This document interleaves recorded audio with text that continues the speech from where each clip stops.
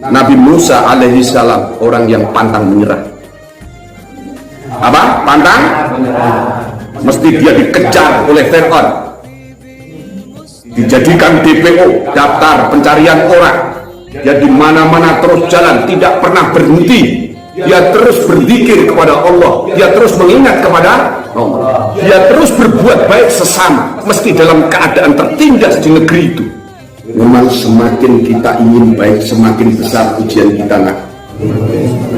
Semakin kita ingin baik, semakin besar ujian kita. Ikuti.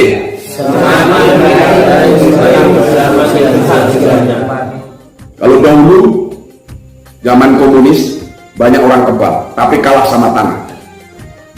Kalah sama. Kalau tanah biasa dan mempan, dicarikan tanah liat. Kalau tanah liat dan mempan, dicarikan tanah yang hasil dari proses yuyui.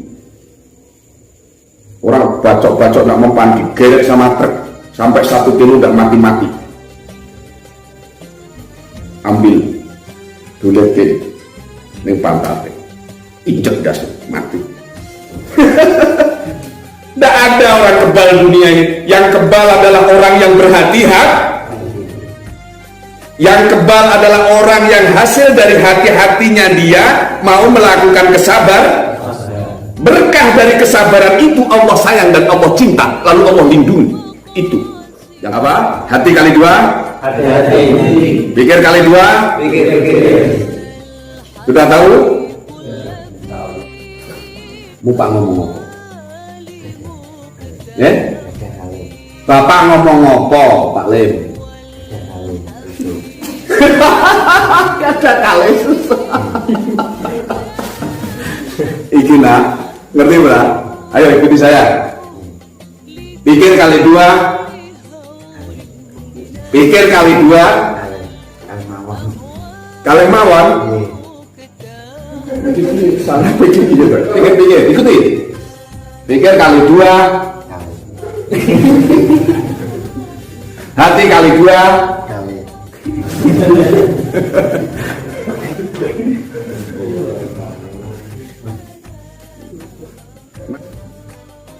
Aku sampai keringet.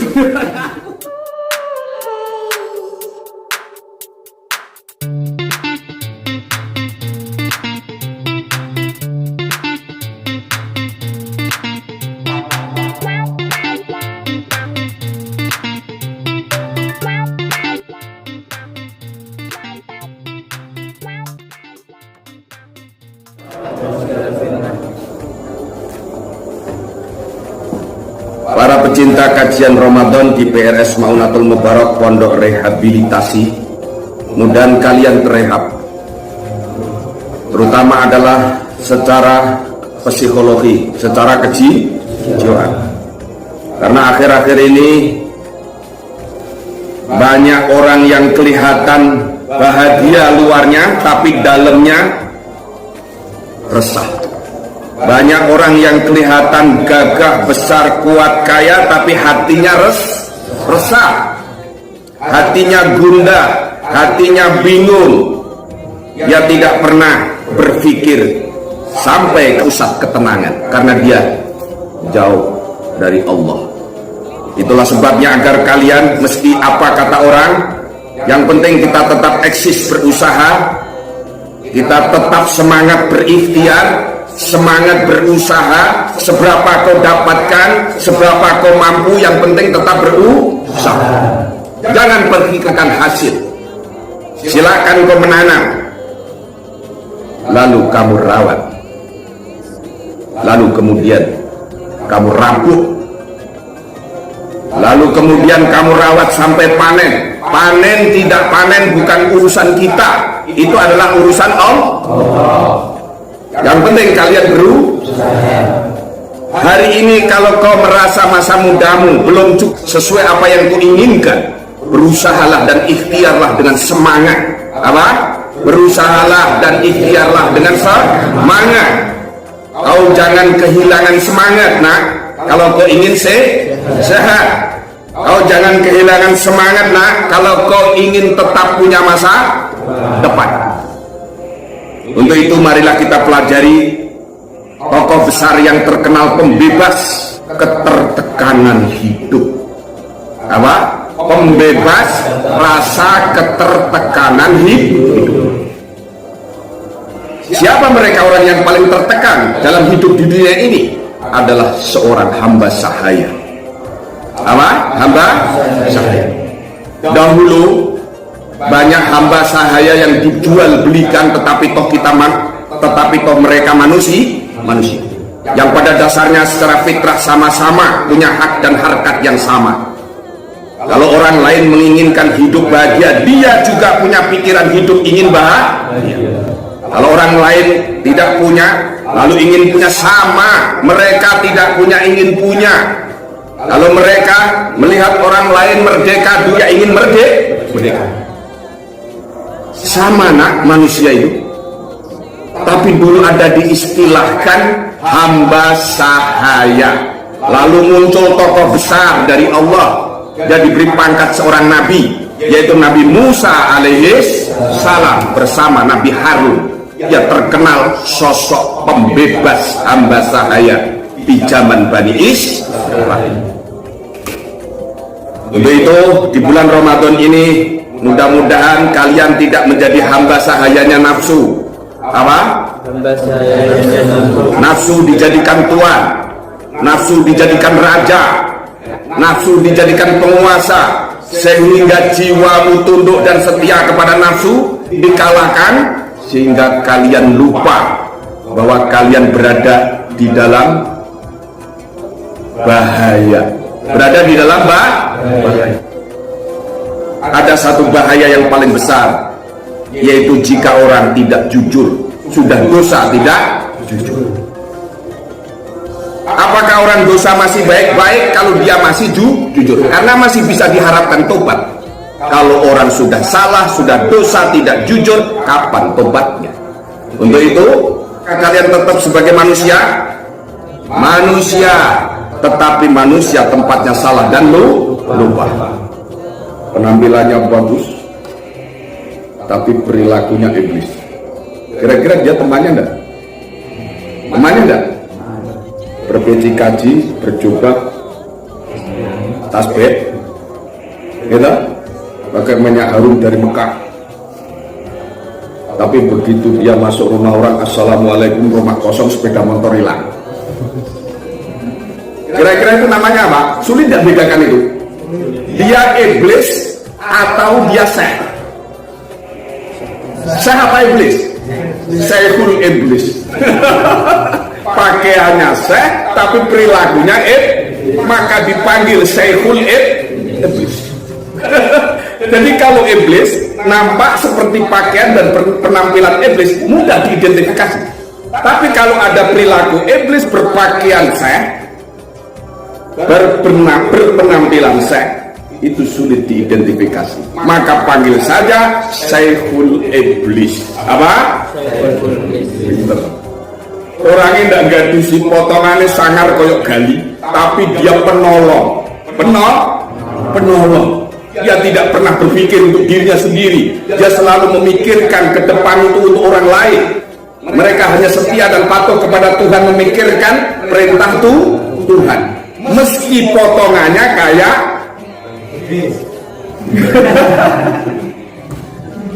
itulah kehidupan dinamikanya, sifat-sifatnya, karakternya, pola dan tingkah lakunya manusia sulit diidentifikasi. Apalagi akhir zaman segini, orang nggak stres pun gaya stres, jadi ikut-ikutan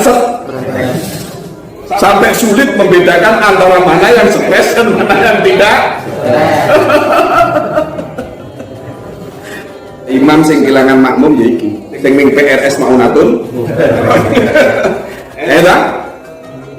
Di luar banyak makmum, kenapa sampai ada imam kurangan makmum? Sampai jadi imam rebutan di masjid-masjid, soalnya imamnya masuk PRS Maunatun.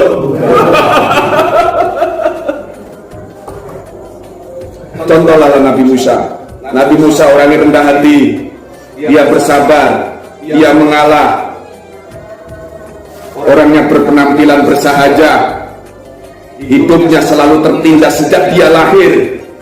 Di zaman periode dia lahir ada satu fenomena zaman waktu itu, ada pembunuhan bayi laki-laki, dia dilahirkan, dinamikanya sangat ngeri, ibunya sangat ketakutan, siang malam sangat berpikir ingin selamat anaknya kalau lahir. Begitu mencekamnya, begitu mengerikannya zaman waktu itu. Bagaimana kalau ibu sampean, kalau sampean ingin dilahirkan waktu itu ada fenomena seperti itu? Maka Nabi Musa alaihissalam sejak kecil teruji menjadi orang kuat. Lalu dibuang di sungai, kemudian lepas dari sungai, lalu kemudian dia ikutin aliran sungai, di sungai Nil ditemukan istri dari seorang raja yang angkuh dan angkara murka, Aisyah, istrinya Fir'aun yang setia meskipun dia raja angkara murka, suka menindas umatnya. Waktu itu baru dapat tempat mendengar berita ibunya, dia bersyukur kepada Allah Subhanahu wa ta'ala bahwa anakku telah bebas. Anakku telah bebas dari pendalin. Kalau saja tidak ditemukan oleh seorang wanita menjadi istri seorang raja yang angkara murka itu, habislah dia. Secara logika ini sudah dibunuh, karena tidak ada satupun waktu itu dengan peraturan Fir'aun yang berani menantang. Maka kalian jangan takut jadi orang susah, nak. Setelah masa muda ada saja baik-baik sedang bermain-main, tiba-tiba ada orang berkelahi, dia tidak sengaja. Yang satu orang Kipti, yang satu orang Bani Israel, yang satu adalah keluarga dari kelompoknya Fir'aun, yang satu adalah keluarganya dari Kipti, lalu dibantu oleh Musa, lalu dipukul oleh Musa, mati tidak sengaja. Dipukul mati tapi tidak ada saja masalah, benar apa tidak?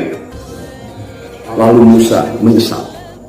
Kalau kalian bisa mukul orang mati itu bangga apa menyesal? Bangga, tanganku otot kawan lalu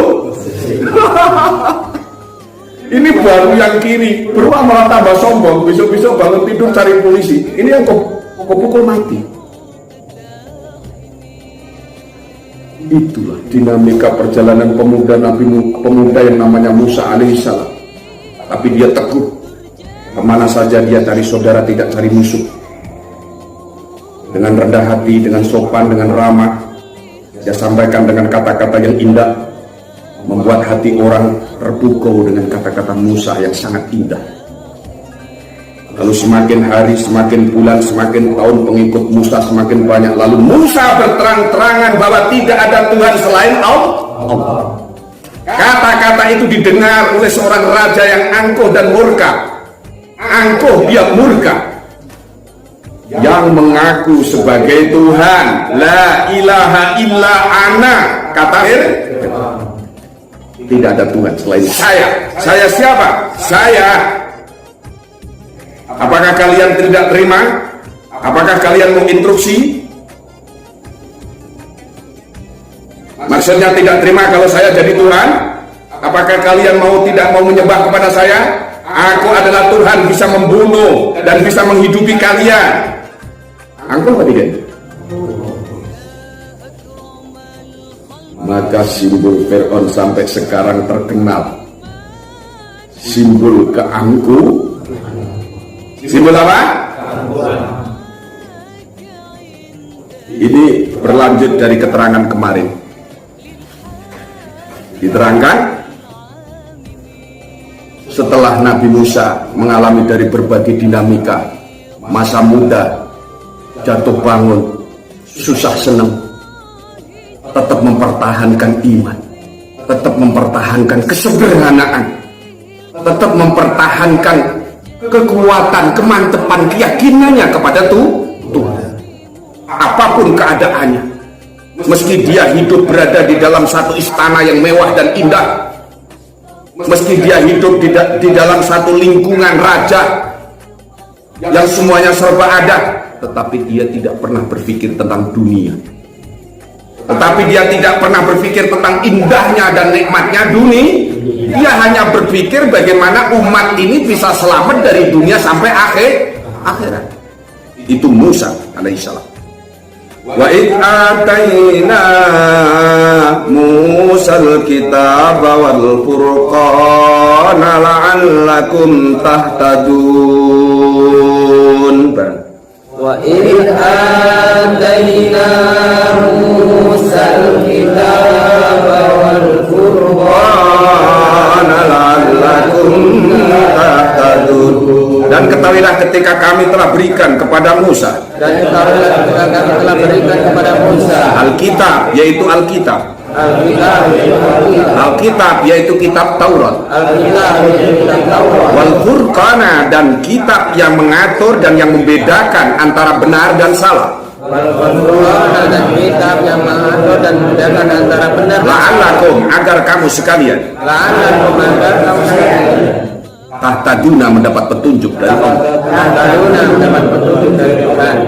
Kitab diturunkan dengan tujuan agar manusia mendapat petunjuk dari Allah. Dibalik, manusia bisa mendapatkan petunjuk dari Allah kalau mereka mau mengikuti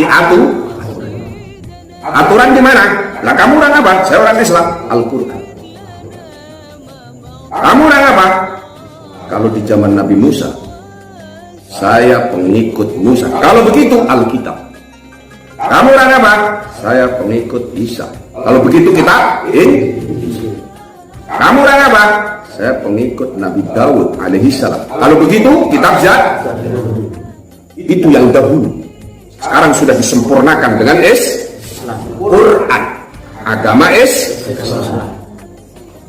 Maka kami berikan. Yang memberikan siapa? Allah. Musa, siapa sosok Musa? Orang yang dipercaya sama Allah. Alkitab, itulah aturannya.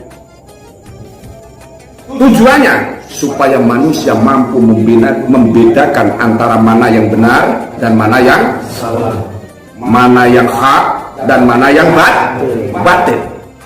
La'allakum tahtadun, targetnya agar kalian bisa mendapat petunjuk. Pada hakikatnya manusia semua berada dalam kegelapan. Karena awal mula manusia itu keluar dari kegelapan. Kapan itu? Ketika manusia 9 bulan ada di dalam kandungan. Ada tak jendelanya? Ada jendelanya waktu keluar itu. Itu pun diatur oleh Allah. Artinya setelah dia lahir, berarti lahirlah di dunia tampak terang dari kegelapan. Kemudian dia lahir berada di dunia yang Kenapa dia berada di dalam satu kegelapan lalu dia keluar berada di dalam dunia yang terang tetapi dia menangis? Karena dunia yang terang ini penuh tipu muslihat. Dunia yang terang ini penuh fatamur. Dunia yang terang ini penuh fitnah. Dunia yang terang ini penuh perilaku-perilaku, perbuatan, sifat-sifat yang bersifat fiktif. Apa? Itulah sebabnya mereka takut nanti. Aku ini termasuk orang yang mendapat hidayah atau tidak? Aku ini termasuk orang nanti yang imanku kuat atau tidak? Aku termasuk nanti orang yang bagian dari orang yang selamat atau tidak? Mereka nanti kembali kepada setiap manusia pasti menginginkan hidup bahagia. Apa yang kau pikirkan bahagia? Ya, bahagia itu tidak ada. Masa ada? Ya, tidak ada. Kecuali kau mau berpikir bahagia. Ayo ikuti. Tidak ada manusia yang bahagia. Semuanya kecuali mau berpikir bahagia. Baik kaya, apalagi miskin. Baik orang yang semua serba ada, apalagi orang yang kondisinya kekurangan. Kalau dia kaya, dia bersyukur kepada Tuhan, bahagia dia. Kalau dia miskin, dia bersabar, bahagia kan? Kalau begitu sama-sama orang miskin, orang kaya dapat targetnya kan? Apa?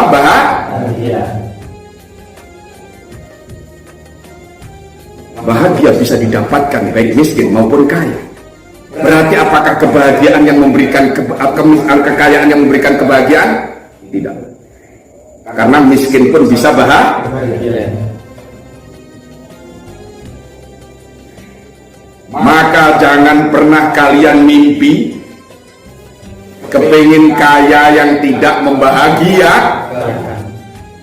Banyak di luar sana orang kaya, rumah mewah, mobil harga mahal, semuanya anaknya dimodali sekolah sampai ke luar negeri, tapi hidupnya pontang-panting, pikirannya tidak pernah tenang karena dia tidak punya agama. Mereka orang ateis, atau dia punya agama tetapi dia tidak pernah mengimplementasikan aturan agamanya. Dia bilang Islam tetapi ditanya apakah kamu sholat? Tidak. Dia bilang orang Islam tetapi ditanya apakah kamu melaksanakan puasa? Dia bilang tidak. Kenapa? Kamu sakit jiwa. Kalau kamu tidak percaya nih kartu kuningku. Begitu. Mustafa itu kan namanya pilihan Allah, itu saja tidak puasa. Alasannya karena punya kartu lumayan. Ya kalau Mustafa yang di PRS Maunatul Mubarak dia punya bukti, punya alasan. Mustafa yang di luar itu dia sehat, dia kaya, badannya gagah, gede-gede, masa dia tidak puasa? Bahkan terang-terangan dengan kekayaannya dia merasa bahwa itu adalah hasil usahanya sendiri mutlak tanpa campur tangan Tuhan. Keterlaluan itu manusia kalau dia ngaku agama. Kalau Mustafa yang di sini dia jelas pilihan Tuhan, dipilih untuk dijadikan klien PRS Maunatul. Benar atau tidak? Kalau enggak kan tidak sampai ke sini. Siapa yang menggerakkan dia sampai ke sini? Siapa yang menggerakkan? Allah. Maka dia di sini tidak puasa bukan karena alasan yang sederhana, memang beralasan cukup. Selain dia punya kartu kuning juga sering mumet kalau puasa, ya kan? Sering apa?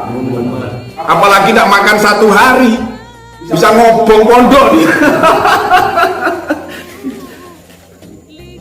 Belajar yang banyak-banyak ya. Belajar apa? Banyak yang banyak. Mengingat Allah agar menjadi sembuh. Oh yakin sehat? Oh yakin sehat? Siapa yang ngasih sehat kamu? Allah. Oh yakin kalau Allah mampu memberikan kesehatan padamu? Kamu yang bikin siapa? Kalau Allah saja bikin kamu bisa, kenapa enggak bisa bikin kamu sehat? Jadi kamu yakin itu? Jawabannya Allah pasti bisa. Yakini itu. Yakini itu.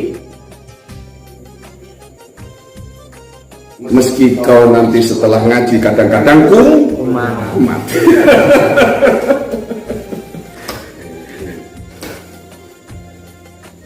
Tengah malam kalau kau tidak kumat nak, kau ambil air wudhu, sholat dimanapun berada, tangisi diri kau.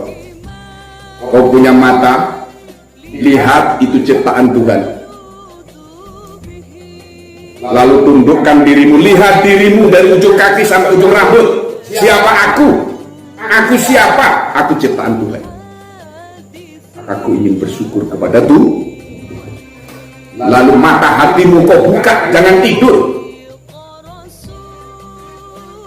Jadilah kau manusia yang punya kemanusiaan. Kembali memohon ampun kepada Allah karena manusia banyak dosa dan banyak kesalahan.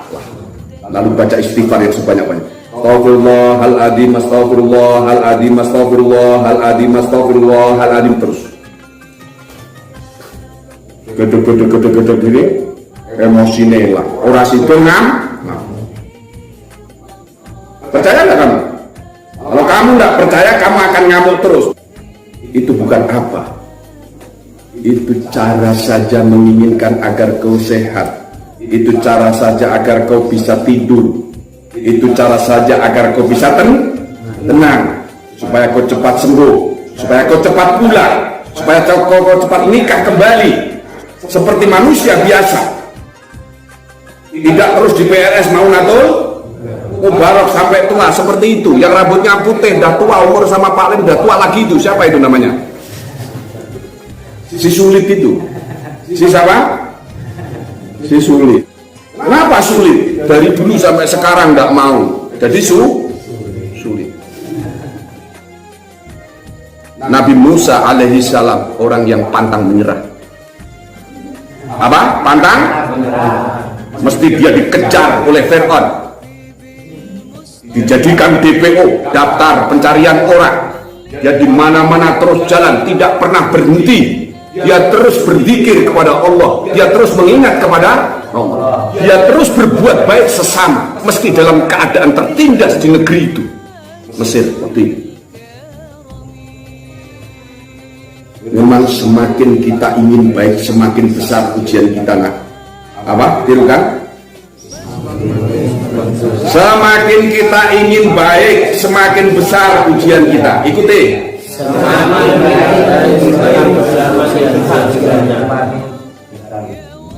Kalau Musa itu ramah tamah dengan lingkungan, kalau Musa berbicara baik, mengajak kemanusiaan supaya Fir'aun itu tidak lagi menyiksa, melanggar kemanusiaan, kira-kira Musa itu tindakan baik apa tidak? Baik, tapi malah dikejar-kejar.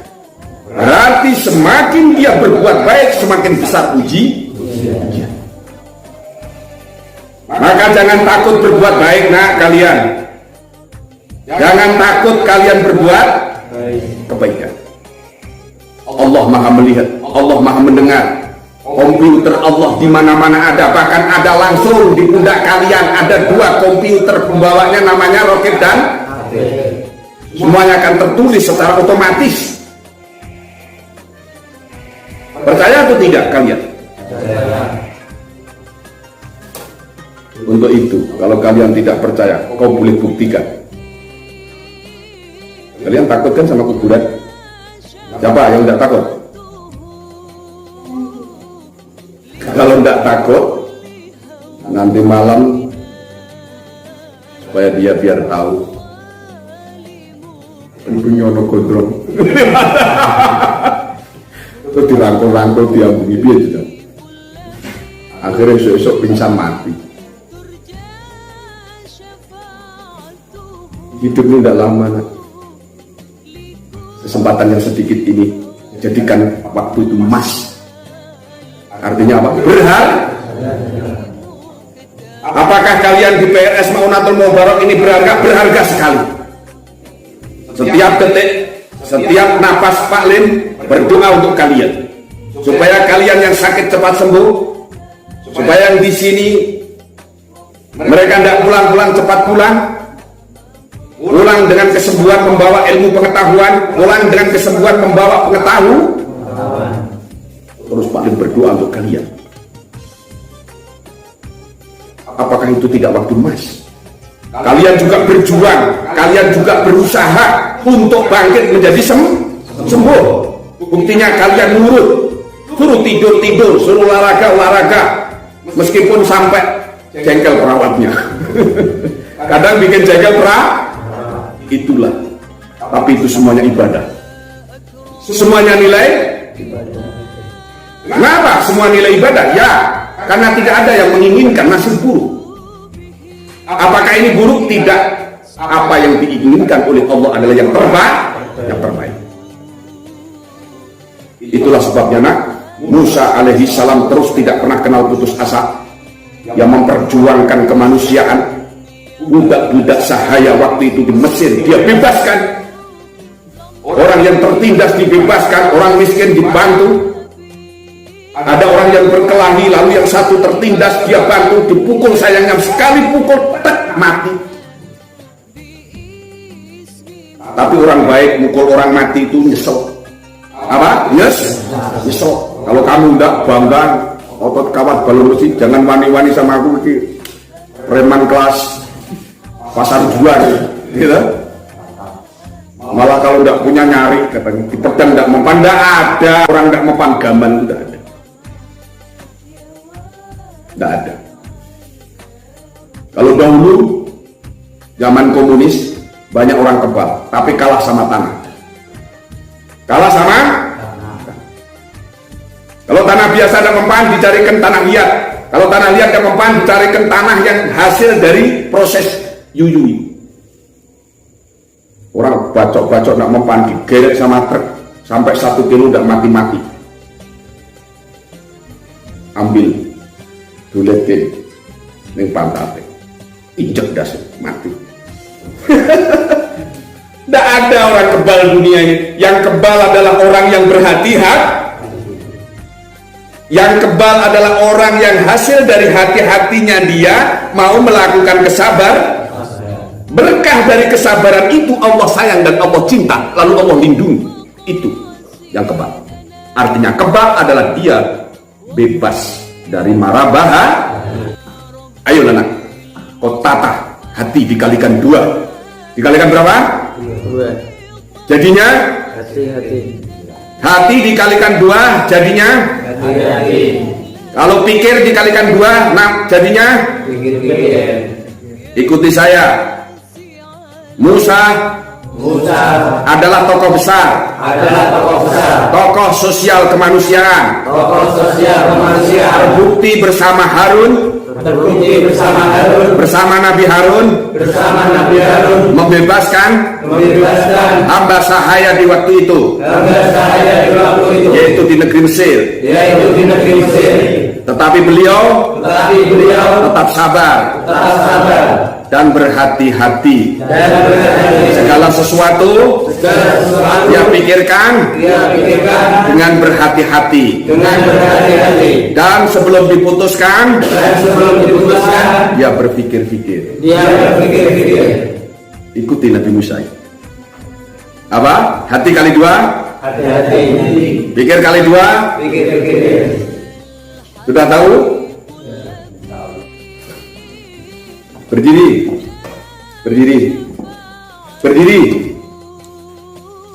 Kowe waras apa lara? Kowe waras apa lara? Waras. Mupak ngomong apa? Bapak ngomong apa, Pak Lim? Kada kali susah. Iki nak, ngerti bra? Ayo ikuti saya. Pikir kali 2. Pikir kali 2. Kali mawon.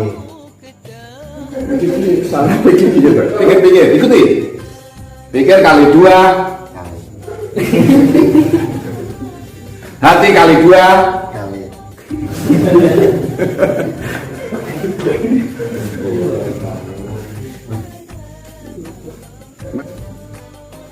Aku sampai keringet. Paling sampai nangis mau kira nyambung piye. Kowe waras to? Wes waras. Ayo, hati kali 2.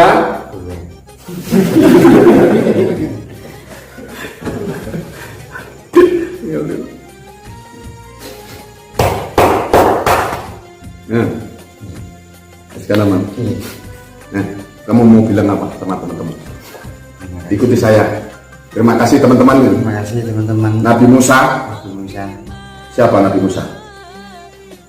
Adalah Nabi Musa apa? Pak Len Nabi Musa.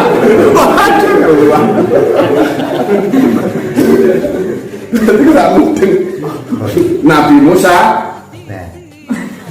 Ikuti saya. Nabi Musa.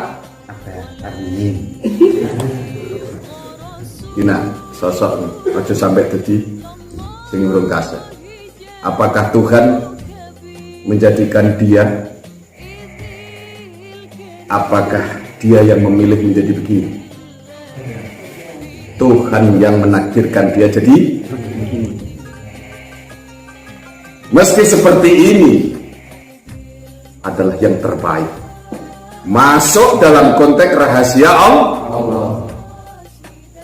Jadi jangan pernah kita memandang rendah kepada manusia. Belum tentu kita lebih baik dari ini. Teman-teman, terima kasih. Doakan saya sembuh seperti kembali semula berkat mengikuti sejarah Nabi Musa. Kami ingin dapat berkahnya perjuangan Nabi Musa. Aku sayang kamu kawan-kawan. Sering. Aduh, belas nak rakonek. Nah, karena tidak ada yang menginginkan. Kamu ingin dibalik? Kau yang jadi imam, imam jadi Mustafa? Tidak? Tidak? Kalau begitu berpikirlah kalau begitu bertindaklah sederhana, berpikirlah bersikaplah jangan berpikir yang tidak-tidak. Paham nak? Wa idh qala Musa liqaumihi ya qaumi innakum dhalamtum anfusakum bittikhadikumul ijla fatubu ila bari'ikum faqtulu anfusakum. Ayo bareng. Wa idh qala Musa liqaumihi ya qaumi innakum dhalamtum anfusakum bittikhadikumul ijla fatubu ila bari'ikum faqtulu